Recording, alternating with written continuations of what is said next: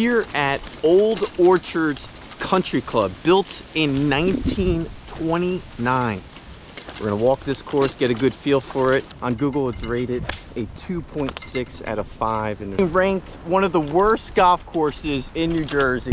This course is a true replica of what a golf course would look like 1 to 2 years after the zombie apocalypse. This place is hot garbage. $70 for... I saw a baby fox run into a hole near the bunker. That was the highlight of my outing. The course was in horrible condition to find your ball. Gotta be one of the worst golf courses I've ever played. Oh, it looks very nice. Can't drive through here. But not much of a tee box. A car going right through your backswing. You got water up here. Here on the second hole, creating our own tee box. There's also parts that say there's no fairways. How would you rate this course, though? You playing it? Okay. Not really much of a bunker here. Hopefully they're not electrical wires. Interesting. Alright.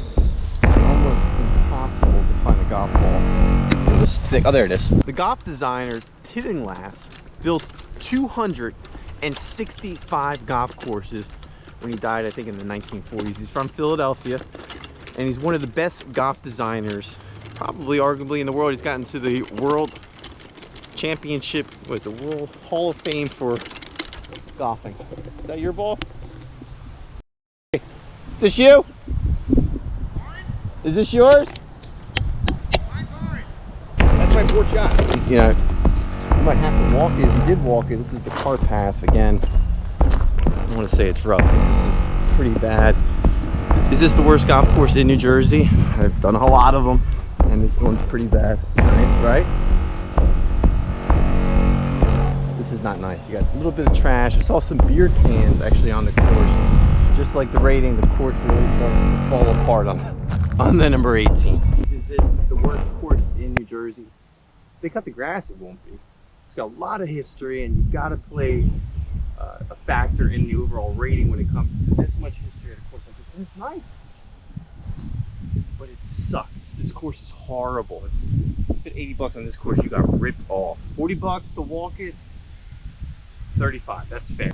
There's just a lot of nature coming through this golf course, as you can see. You don't expect this. And unfortunately, all jokes aside, there could be the sale of this golf course, which we've seen with Maze Landing and other courses I've played. And for the most part, we're getting out there, we're running around, keeping an eye on the ball. That's why we got to run. And this video is not going to lie. There haven't been much upkeep in regards to the actual course. Now into Google reviews, they're answering everything. They're responding to these negative comments.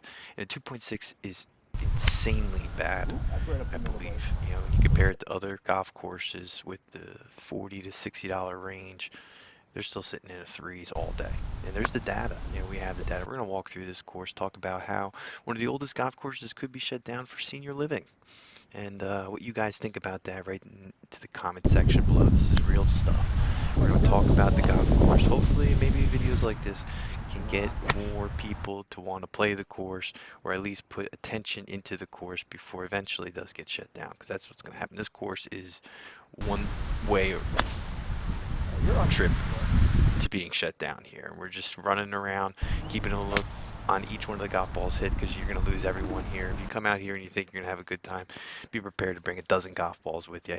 And I never want to talk bad about a course. There's a lot of history here with its rich architect building 200 golf courses, and there's parts of it that's just, I think, is beautiful. There's a nice course here when it's all said and done, but eventually senior living housing will take over, and I believe take away this golf course, because there's no excuse for this. You can't drive around and the carts are falling apart, and we wanted to get out here and at least see it for our own eyes. And I'm grateful to play this course because it could be shut down next year. Hopefully that's not the case. We're going to talk about what we think of this course.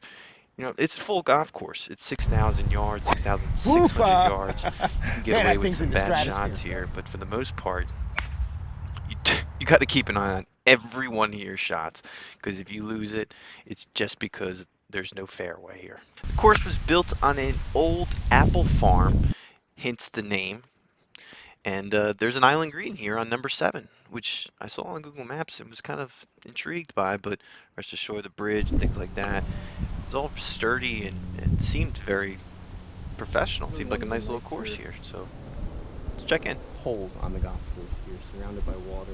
Total of 3 different tee boxes to choose from. For the most part, I believe they're on each one of the holes. There's 1 or 2 where there wasn't, at least on the beginning, but there could have just been miscommunication. The bunkers are terrible. Look at those, man. If you get those in there, good luck just chipping out. It's a fun time if you can get it for 20-something bucks this course, but you're gonna pay 62 bucks to ride it. At least in the fall time, it could have gone up, I don't know, and $40 to walk. I think that's fair. I think if you pay $40 to go play golf anywhere, it's pretty reasonable. But then another 22 bucks for the cart, things start adding up. It's a full course, 6,680 yards, but putting surfaces are horrific. There's not even getting away with putts here. It's not possible. Again, an island green on number 7. Number 5, I don't know if we got some of that footage, but it's 2 greens. I don't think I even noticed it, to be honest with you. Fortunate to see a golf course in this type of position in condition. I'm sure everyone that's working there doesn't want to see it this bad, but it comes down to resources and funding and things like that. Get away with a course here. You know, I think nature's starting to take over, and that's why you're seeing more wildlife and things like that. There's not many people playing on a Saturday and Sunday. You can really have this course to yourself. You just got to take care of it as much as you can, because that's what courses can do on you. They could turn on you. As any superintendent, it's just a battle between them and the golf course and nature. And some seasons it gets rough. That's just the God's honest truth here. You got to keep every time you hit the ball, you got to keep a track on where it is. And then you got water cutting right through on some of the holes here. Beautiful course. I enjoyed it. I hate to talk bad about any course or any golf brand or anything negative on this channel. It's unfortunate that that's what it takes to get views sometimes, and I don't even really care about that. It's just educational golf content here, like mentioning that the yardages are on the trees here, which is also kind of historical. They do that on some of the older courses. I like this one. I think it has a lot of history behind it. We're going to talk quickly through that, and mostly that it was built in 1929. I'm not sure if it was originally a private golf course. Typically they are. It's got a big name behind it, building a lot of courses. And I tell you what, it's got a lot of charm, at least on the back 9. The back 9 was more enjoyable. If you made it this far, rest assured the videos are going to get a little bit better as time goes on. Hopefully more resources come into this channel and we can get a little bit more golf. Right now, pal, I think you should be called the Parfessor, because all this young man does is rack up par. Parfessor. I love that, actually. You are? Oh, he's the Parfessor. He's the Parfessor. Let's go. And if you're looking for collaborations, try and reach out.